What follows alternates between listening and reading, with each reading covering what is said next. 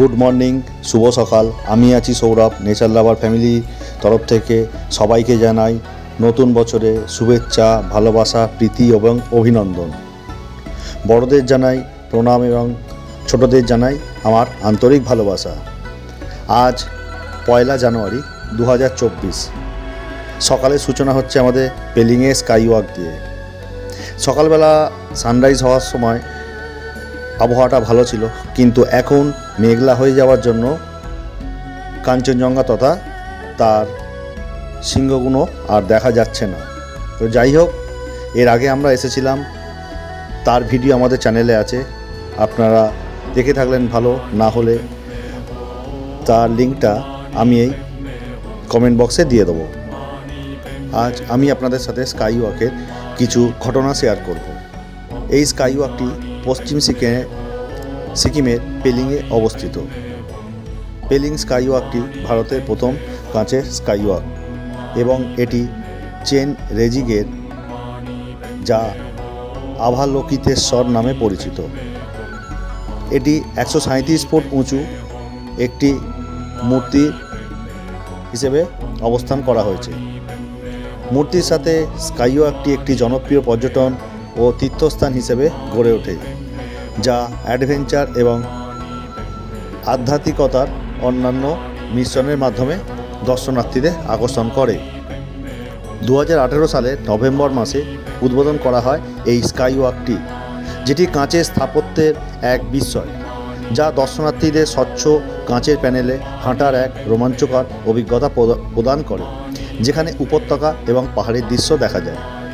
করুণার বোধিসত্ত্ব chain রেজিগের 137 foot অর্থাৎ 42 metre উঁচু মূর্তিটি একটি উল্লেখযোগ্য ল্যান্ডমার্ক এবং বিশ্বের সবথেকে উঁচু চেন রেজিগ এর মূর্তি হিসেবে আখ্যা পেয়েছে। এই স্থানটি একটি বৌদ্ধ তীর্থস্থান, যেখানে স্কাই ওয়াক দিয়ে মূর্তির দিকে যাওয়া যায় এবং সিঁড়িতে প্রার্থনার চাকা ব্যবহার করা হয়।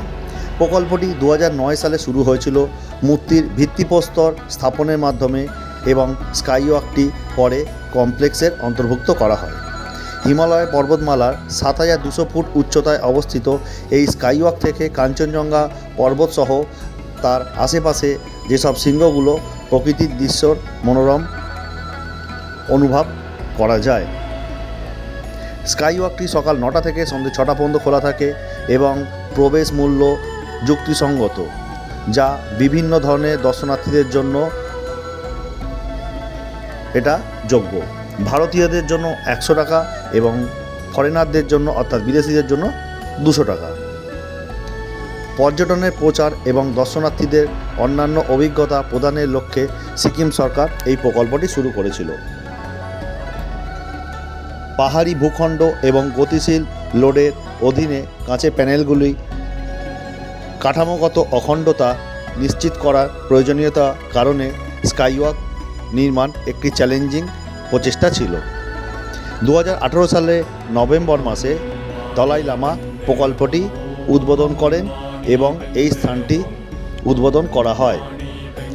স্কাই ওয়াকের নকশাটি প্রকৃতির 4টি উপাদানের প্রতিনিধিত্ব করার জন্য তৈরি করা হয়েছিল, যেখানে কাঁচের হাঁটার পথটি বাতাস এর প্রতীক। পেলিংয়ে স্কাই ওয়াক এবং চেন রেজিগ মূর্তি এখন একটি প্রধান আকর্ষণ, যা পর্যটক এবং তীর্থযাত্রীদের অ্যাডভেঞ্চার, আধ্যাত্মিকতা এবং প্রাকৃতিক সৌন্দর্যে অন্যান্য সমন্বয় উপভোগ করা আকর্ষণ করে। চেন রেজিগের মূর্তির আরেক নাম হলো আভালোকিতেশ্বর। এই চেন রেজিগের মূর্তির ওপরে উঠলে এখান থেকে একদিকে তিস্তা এবং অন্যদিকে রঙ্গিত নদী দেখা যায়।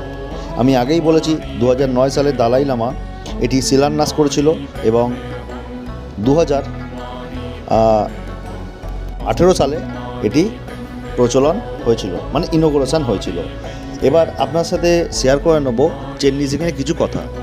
চেন রেজিগ, যা সংস্কৃতে অবলোকিতেশ্বর নামে পরিচিত, একজন শ্রদ্ধেয় বৌদ্ধ দেবতা, বিশেষ করে তিব্বতী বৌদ্ধ ধর্মে যিনি করুণার প্রতীক।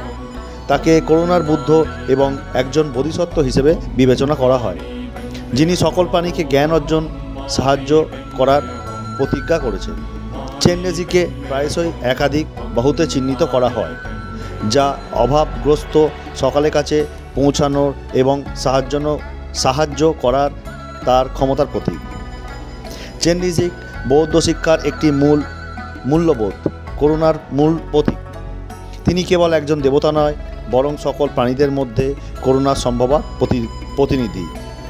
চেনরিজেং হলেন একজন বোধিসত্ত্ব, যিনি সমস্ত জীবকে দুঃখ কষ্ট থেকে মুক্তি পেতে সাহায্য করার জন্য নিজের জ্ঞানার্জন থেকে বিলম্বিত করার প্রতিজ্ঞা করেছেন। এই ব্রত তার পরিচয় এবং উদ্দেশ্যের কেন্দ্রবিন্দু। চেনরিজেংকে প্রায়শই একাধিক বাহু, কখনো কখনো 1000 এবং 1000 চোখ দিয়েও চিত্রিত করা হয়, যা সমস্ত প্রাণীকে দেখার জন্য এবং সাহায্য করার জন্য তার ক্ষমতার প্রতীক। একটি সাধারণ চিত্র হল চতুর্ভুজা চেনরেজিক, যিনি পূর্ণ পদ্মভঙ্গিতে উপবিষ্ট। তার বাহুগুলি করুণা, প্রেম, আনন্দ এবং সমতার 4টি অপরিমেয় গুণের প্রতিনিধিত্ব করে। তিব্বতে চেনরেজিককে পৃষ্ঠপোষক এবং রক্ষক হিসাবে বিবেচনা করা হয়। অনেক তিব্বতী বিশ্বাস করেন যে তিনি তিব্বতী জনগণকে দুর্ভোগ থেকে মুক্ত করার জন্য একটি বিশেষ ব্রত গ্রহণ করেছেন। ওম মানি পাদবে হুম মন্ত্রটি চেনরেজিকের সাথে দৃঢ়ভাবে জড়িত এবং বৌদ্ধরা তার করুণা ও আশীর্বাদ কামনা করার জন্য ব্যাপকভাবে এটি পাঠ করে। কিছু গ্রন্থে চেনরেজিককে বুদ্ধ অমিতাভের সাথে যুক্ত করা হয়েছে এবং এটিকে তার করুণাময় শক্তির প্রকাশ হিসেবে বিবেচনা করা হয়। তিনি চীনা বৌদ্ধ ধর্মের গুয়ানিন ধারণার সাথে যুক্ত। আমি আগেই বলেছি, চেনরেজিকের অপর আরেক নাম হচ্ছে অবলোকিতেশ্বর। এই অবলোকিতেশ্বর আক্ষরিক অর্থে যে প্রভু হিসেবে তাকে অবলোকন করেন, যিনি লোকেশ্বর অর্থাৎ জগতের প্রভু, চেনরিজিং নামে পরিচিত। তিনি চেনরিজিং নামে পরিচিত হলে মহাকরুণার সঙ্গে সম্পর্কিত দশম ভূমির এক বোধিসত্ত্ব। তাকে প্রায়শই বুদ্ধের সঙ্গে যুক্ত করা হয়। এই অবলোকিতেশ্বরের অসংখ্য রূপভেদ আছে। তাকে বিভিন্ন রূপে ও শৈলীতে চিত্র করা হয়। এমনকি কোনো কোনো ধর্মগ্রন্থে তাকে বিষ্ণু, শিব, সরস্বতী, ব্রহ্মা প্রমুখ সকল হিন্দু দেবদেবীর উৎস বলে মনে করা হয়। ভারতে অবলোকিতেশ্বরকে পুরুষ রূপে চিত্রিত করা হলেও পূর্ব এশিয়ায় বৌদ্ধ ধর্ম তাকে প্রায়শই এক নারী রূপে চিত্রিত দেখানো হয়ে থাকে। এই অঞ্চলে চীনা, জাপানি, কোরীয় এবং ভিয়েতনামি ভাষায় তার নাম যথাক্রমে কুয়ানিন, কান্নন এবং গুয়ানেইউম ও কুয়ান আম। পূর্ব এশিয়া ধর্মসমূহে বিশেষত চীনা ধর্মলোকে ও দাওবাদেও কুয়ানিন এক গুরুত্বপূর্ণ চরিত্র।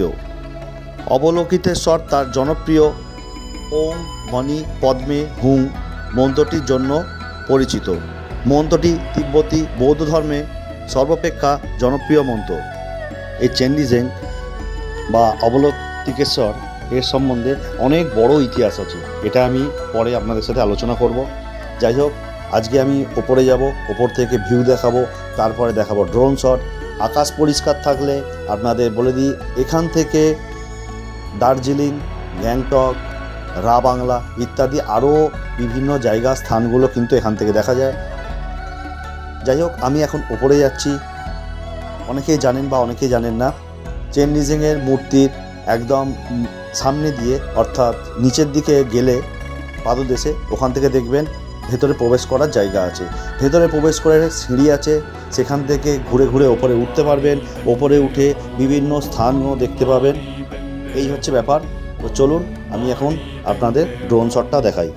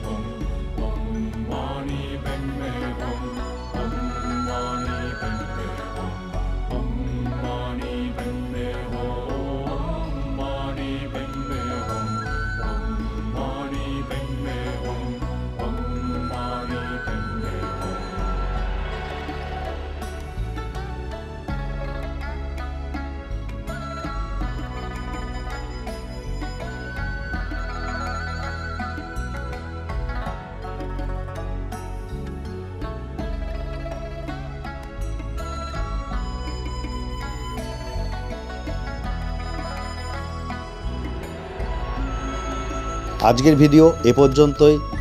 এই ভিডিওর মাধ্যমে আজকে আমি আপনাদের থেকে বিদায় চাইছি।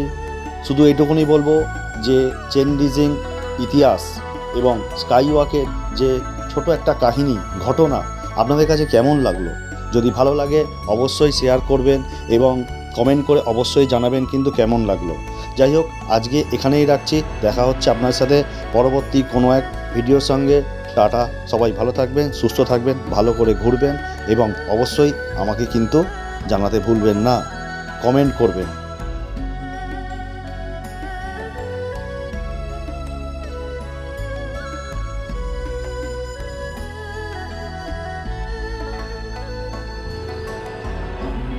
Mani Padme Hum, Mani Padme Hum.